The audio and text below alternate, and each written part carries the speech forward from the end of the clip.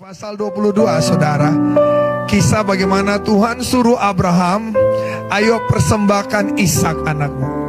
Saudara lihat, Tuhan bilang gini, Bram, sekarang ambil anakmu dan persembahkan buatku. Saudara, singkat cerita mereka pergi ke Gunung Moria, ya. Dan waktu Abraham mau sembelih anaknya untuk dipersembahkan, suara Tuhan datang. Lalu Tuhan menyediakan domba dan Abraham mempersembahkan domba itu. Nah saudara, apa yang dapat kita petik dari cerita yang luar biasa ini? Ada dua hal. Yang pertama, dengar. Marilah kita tetap taat dan tetap mengucap syukur, tak kala kenyamanan kita diusik oleh Allah. Haleluya. Siapa yang tidak mau doanya dijawab? Wow, kita semua mau. Kita semua kan sama-sama menginginkan rasa nyaman itu. Tapi bagi orang beriman harusnya gini, kita selalu bisa taat. Sama-sama bilang ini, saya harus taat. Harusnya saya bisa taat, saya bisa mengucap syukur sekalipun Tuhan ngusik kenyamanan kita. Abraham lagi happy-happy nih, saudara. Happy banget ya. Ishak sudah 14 tahun lagi happy-happy. Dan tiba-tiba Tuhan bilang ini, bawa anakmu itu, sembelih dia, korbankan buat aku. Bayangin kita jadi Abraham gimana. Ya udahlah. Saya kadang-kadang kalau sampai di sini, saya nggak mikir Abraham lah. Saya mikir gini, Sarah ini gimana saudara. Waduh, anak kita sakit aja, kita terlambat ini, aduh, pasti istri-istri kita, aduh, bapak kamu gimana, anak kamu bla bla bla bla bla bla bla.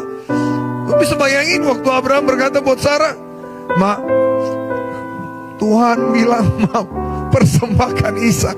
Aduh saudara, mau ngebayangin aja, udah deh. Itu sesuatu yang berat banget, tapi Abraham melakukannya. Saudara, kita harus siap bisa taat, amin. Harus bisa taat, harus bisa ucap syukur. Sekalipun memang gak enak waktu zona nyaman kita diusik Allah.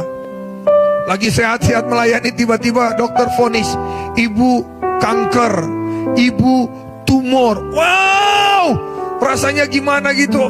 Ibu gagal ginjal, bapak jantung kronis. Ya, ada beberapa orang lalu punya respon yang salah. Tuhan, di mana engkau? Kenapa saya sudah melayanimu? Kok saya bisa gini?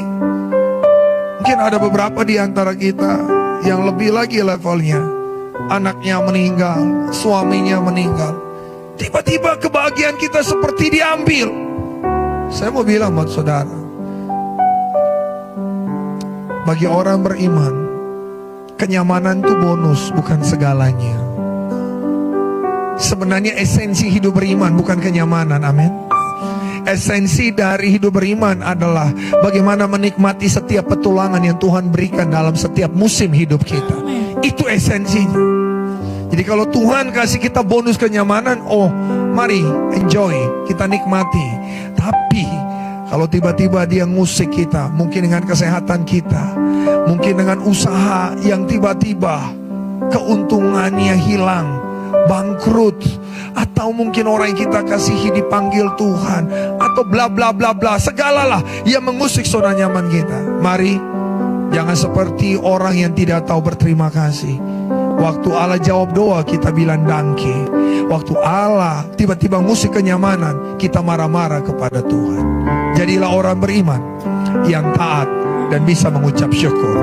Pelajaran kedua malam ini saya mau titip buat Bapak Ibu sebelum kita berdoa adalah, biarlah Bapak Ibu menaruh Allah dalam porsi yang utama dan terutama dalam hidupmu. Kenapa?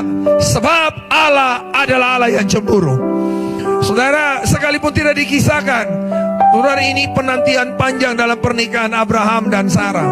Dan tiba-tiba di masa yang udah gak mungkin dapat anak. Bisa ngebayangin gak tidak? Rasa sayang kepada Ishak itu gimana? Saudara harus tahu, Allah kita Allah yang cemburu. Karena itu Tuhan Yesus berkata, hukum yang terutama dan utama, kasihi Tuhan Allahmu dengan segenap hatimu, dengan segenap hidupmu, dengan segenap kekuatan akal budimu. Tuhan adalah tempat utama dan terutama dalam hidup kita. Bukan keluarga, bukan usaha, bukan saudara. Waktu Anda menggeser Tuhan dari tempat utama dan terutama, bersiaplah, karena Dia tidak suka dinomor duakan. Dengar, Allah selalu mau Dia adalah nomor satu dalam hidup kita. Dia suruh Abraham persembahkan Ishak hanya untuk dia melihat masih adakah dia tempat yang utama dan terutama dalam hidup Abraham. Akhirnya Tuhan berkata, luar biasa. Engkau adalah orang segala beriman, bapa segala orang beriman, luar biasa. Sorga memuji Abraham, sorga memuji Abraham untuk perbuatan yang luar biasa. Mari jadikan Tuhan tempat utama terutama dalam hidupmu, dan tetaplah ucap syukur. Tak kalah bonus kenyamanan kita diusik oleh Allah. Percayalah, Tuhan tidak pernah salah. Semua yang Dia rencanakan itu yang terbaik.